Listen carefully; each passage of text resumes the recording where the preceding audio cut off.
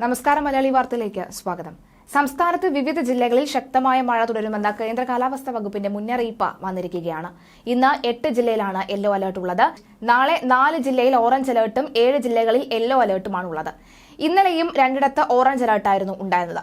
മലയോര മേഖലയിൽ അതിശക്തമായ മഴ പെയ്യുന്നതിനാൽ ഈ ജില്ലയിൽ ജാഗ്രത പാലിക്കേണ്ടതുണ്ട്. വരും ദിവസങ്ങളിൽ ഓറഞ്ച് അലർട്ട് പ്രഖ്യാപിച്ചിടങ്ങളിലെല്ലാം ജാഗ്രത പുലർത്തേണ്ടി വരും. ബുധനാഴ്ച വരെ ഒറ്റപ്പെട്ടിടങ്ങളിൽ ഇടിമിന്നലോടുകൂടിയ മഴയ്ക്കും മണിക്കൂറിൽ 30 മുതൽ 40 കിലോമീറ്റർ വരെ, പരമാവധിയിൽ 50 കിലോമീറ്റർ വരെ വേഗതയിൽ വീശിയേക്കാവുന്ന ശക്തമായ കാറ്റിനും സാധ്യതയുണ്ടെന്നാണ് കേന്ദ്ര കാലാവസ്ഥാ വകുപ്പ് അറിയിച്ചിരിക്കുന്നത്. ഇടിമിന്നലിന്റെ സാധ്യതയുള്ളതിനാൽ പ്രത്യേക ജാഗ്രത പുലർത്തേണ്ടതുണ്ട്. ഇന്ന് രാവിലെ എറണാകുളം, തൃശൂർ, മലപ്പുറം, കോഴിക്കോട്, വയനാട്, കണ്ണൂർ ജില്ലയിൽ ഒറ്റപ്പെട്ടിടങ്ങളിൽ ഇടിമിന്നലോടുകൂടിയ നേരിയ മഴയ്ക്കും മണിക്കൂറിൽ 40 കിലോമീറ്റർ വരെ വേഗതയിൽ വീശിയേക്കാവുന്ന ശക്തമായ കാറ്റിനും സാധ്യതയുണ്ട്. മറ്റെല്ലാ ജില്ലയിലും ഒറ്റപ്പെട്ടിടങ്ങളിൽ നേരിയ മഴയ്ക്കാണ് സാധ്യത എന്ന മുന്നറിയിപ്പും കാലാവസ്ഥാ കേന്ദ്രം അറിയിച്ചിട്ടുണ്ട്. അതേസമയം രാജ്യത്തിന്റെ മറ്റ് ഭാഗങ്ങളിലും ശക്തമായ മഴ രൂക്ഷമായി തന്നെ പെയ്യുകയാണ്. ഹരിയാനയിലും ഡൽഹിയിലും അതിശക്തമായ മഴയാണ് ഉണ്ടാകുന്നത്.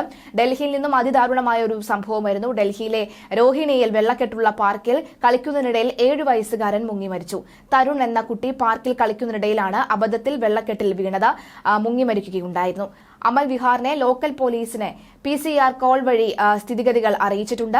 സംഭവസ്ഥലത്ത് എത്തിയപ്പോൾ കുട്ടിയെ ഇതിനോടകം തന്നെ അടുത്തുള്ള ആശുപത്രിയിൽ എത്തിച്ചതായാണ് അവർ അറിയിച്ചത്. എന്നാൽ ആശുപത്രിയിലേക്ക് എത്തിയപ്പോഴേക്കും മരണം സംഭവിക്കുകയായിരുന്നു എന്നാണ് ഡോക്ടർമാർ അറിയിച്ചത്. അമർ വിഹാർ സ്വദേശിയായ തരുൺ കളിക്കുന്നതിനിടയിൽ അബദ്ധത്തിൽ വെള്ളക്കെട്ടുള്ള പാർക്കിൽ വീഴുകയായിരുന്നുവെന്നാണ് പ്രാഥമിക അന്വേഷണത്തിൽ കണ്ടെത്തിയത്. മറ്റൊന്ന്, കുട്ടിയുടെ മൃതദേഹം പോസ്റ്റ്മോർട്ടത്തിനായി ആശുപത്രിയിൽ സൂക്ഷിച്ചിരിക്കുകയാണ്. സംഭവവുമായി ബന്ധപ്പെട്ട സാഹചര്യങ്ങൾ അന്വേഷിക്കാൻ പോലീസ് നിയമ നടപടികൾ ആരംഭിച്ചിട്ടുണ്ട്. ഡൽഹി NCRന്റെ ചില ഭാഗങ്ങളിൽ തുടർച്ചയായ 2ാം ദിവസവും കനത്ത മഴ ശക്തമാണ്. ശനിയാഴ്ച വെള്ളക്കെട്ടിന് വൻ ഗതാഗത കുരുക്കിനും കാരണമായി.